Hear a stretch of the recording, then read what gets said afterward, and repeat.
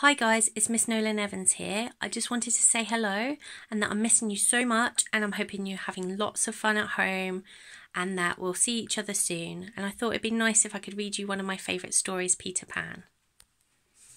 Hope you enjoy it.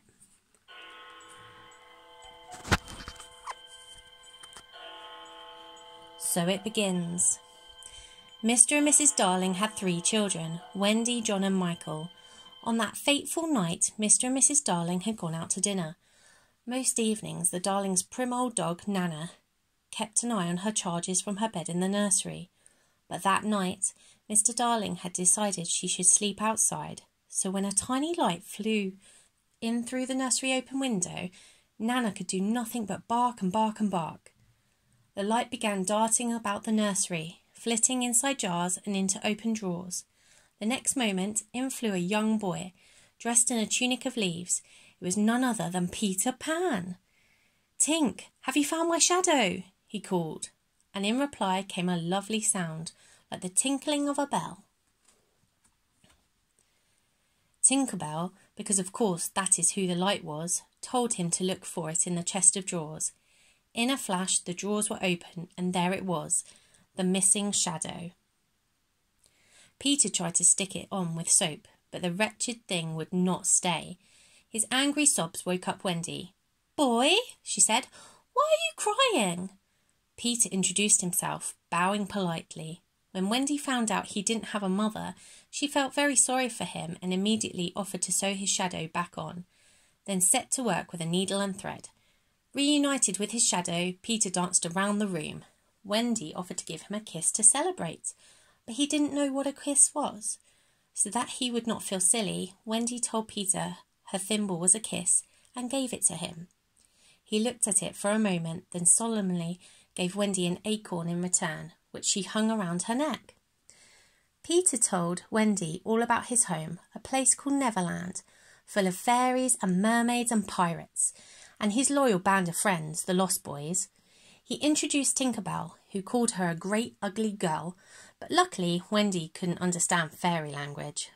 Peter said he had lost his shadow when he came into the nursery to hear a bedtime story. When Wendy said she knew many stories herself, he begged her to come back to Neverland with him. At first she said no, but when John and Michael woke up and found out Peter could teach them how to fly, it was all decided. He sprinkled fairy dust on them and told them to think happy thoughts.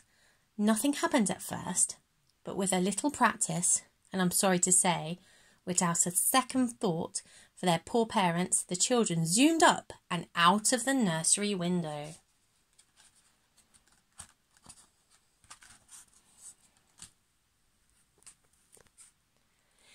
"Where is Neverland, Peter?" asked Wendy. "Second to the right and straight on till morning," cried Peter, but as they flew across the sleeping city and out over the sea, it became clear that the journey would take them much longer than a night. Sometimes it was dark and sometimes it was light, but none of them knew how long they flew. "There it is," said Peter at last, "where all the arrows are pointing." And indeed the sun was pointing 1,000,000 golden arrows at an island. They had finally reached Neverland, and the children pointed out places they knew from dreams, and Peter told them of the pirate leader Captain Hook. "He was Blackbeard's bosun," said Peter, "and he has a fearsome hook where his right hand should be. The only thing that he's afraid of is the crocodile who ate that hand. It took a liking to him and followed him about, trying to eat the rest of him. Luckily for Hook, the crocodile also swallowed a clock, so you can always tell when he is near from the ticking." Just then Tinker Bell told Peter that the pirates had seen them and were aiming to shoot them with Long Tom, their biggest gun, because a fairy light might give away their position Tink hid in John's hat, which Wendy carried. Suddenly there was the most tremendous crash. Long Tom blew the little group apart, the wind from the shot blasting John and Michael one way, Wendy another, and Peter far out to sea. Wendy and Tink decided to fly towards Peter's house, but the fairies were so jealous of her, because the big girl knew all sorts of stories and was now Peter's favourite, that she began pinching poor Wendy until she cried. Far below all the Lost Boys, Tootles, Curly, Slightly, The twins and Nibs were waiting for Peter to come home and heard Wendy's cries. "A great white bird's flying this way," shouted Nibs. "What kind of bird do you think?" asked Slightly. "I don't know," said Nibs, "but it's making an awful din." Now they could also hear Tinker Bell's shrill voice. "Peter wants to shoot the Wendy." "I think there are birds called Wendy's," said Curly eagerly. Tootles had his bow and arrow with him. "Out of the way, Tink," he cried, and fired. The arrow hit its target, and Wendy fluttered to the ground. A terrible silence fell upon the wood. "There is no bird," said Slightly. "I think it must be a lady." "Peter must have bought her," said Curly. "A lady to take care of us, and you have killed her." It was just a tragic moment that Peter arrived. "I'm back, boys," he cried. "Why don't you all cheer? I've brought a mother for you all at last." But no boy made a sound. "Have you seen her?"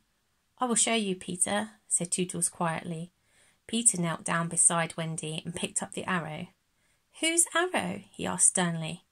"Mine, Peter," said Tootles. Peter raised his fist, but something stopped him. It was Wendy. She had raised her arm to stop Peter's hand. "The Wendy lives!" cried Nibs. "Look," said Peter, pointing at the acorn that hung around Wendy's neck.